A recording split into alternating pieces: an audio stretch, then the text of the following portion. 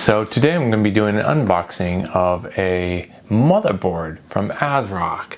This is the ASRock B450M HDV Rev 4 motherboard.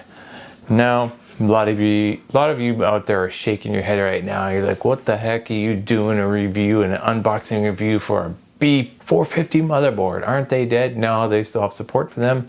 And I'm going to give you a few reasons why you may want to consider this motherboard. If you have an older 2000 series CPU and you want to build a system for a friend or a kid, or you want to make a small server out of your system, but your board died, well, that's a situation right there where you could utilize this board.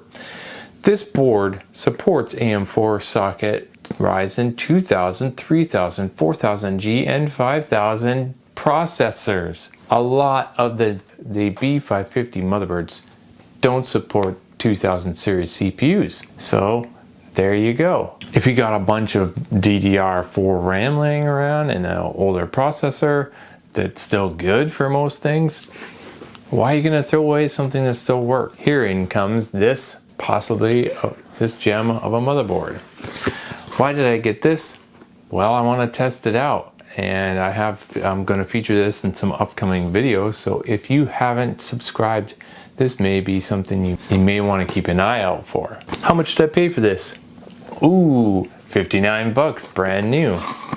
It is Windows 11 ready, but that of course depends on what CPU you drop in here. So let me go over a few of the features that this board supports or says that it has.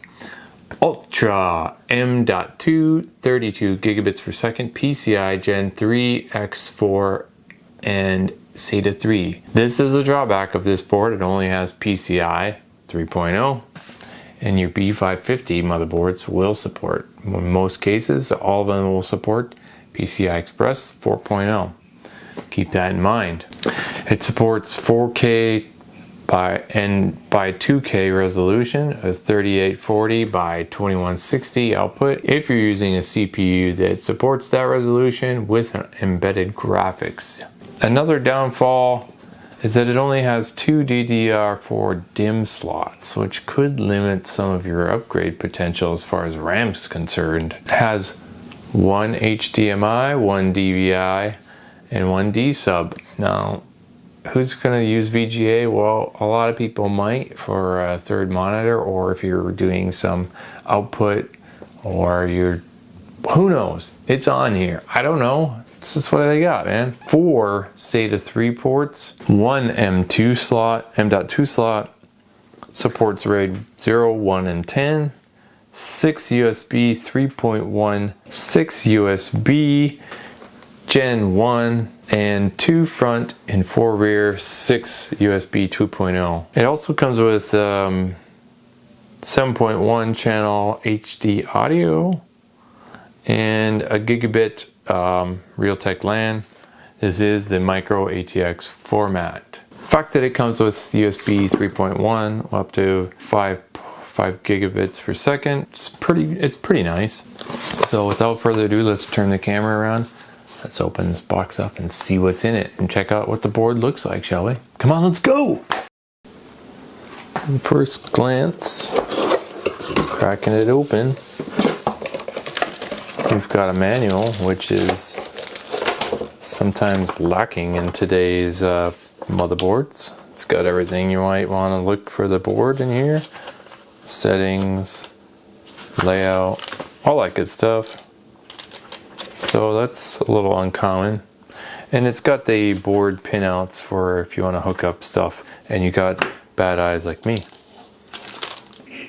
2 SATA cables, that's pretty cool. And a driver DVD. You don't see this too often at all. Thanks ASRock, because some people may not have high bandwidth, or who knows, for whatever reason. If you can't get online, well, you got some drivers here just in case you need to restore something. Backplate. And don't lose this. That's your M.2 screw for your NVMe. and support CD setup. This is all the padding we have, is a piece of cardboard, but kind of wish they had more padding, you know. Kind of chintzy, but for 59 bucks brand new, what are you gonna do?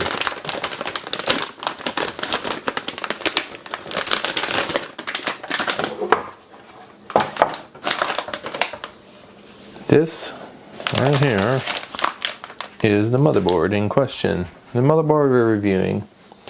I like the look of it, actually. It looks like an Asus Prime motherboard, you know, the way the color scheme is. Small heatsink here. There's no heat sinks for any of the VRMs, nothing, which you're not going to get on this price of motherboard regardless. You know, it came with a battery. That's good. You should hope so.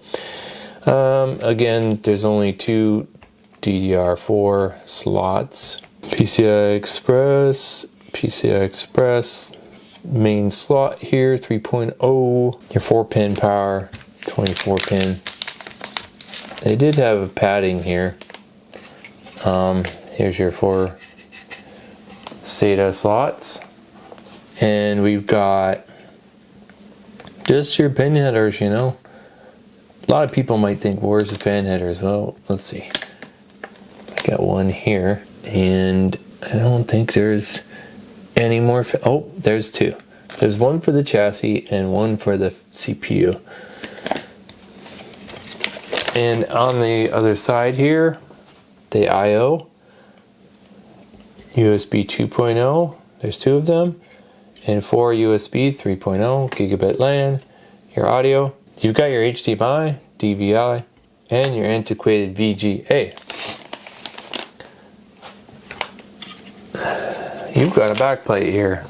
I read a lot of reviews saying they didn't get a backplate, How are you not going to get a backplate unless you got a used specimen and somebody took it off and put an aftermarket cooler on there? I don't know. This one has a backplate. And here's your M.2 slot right here. So that is my review of the ASRock B450M HDV.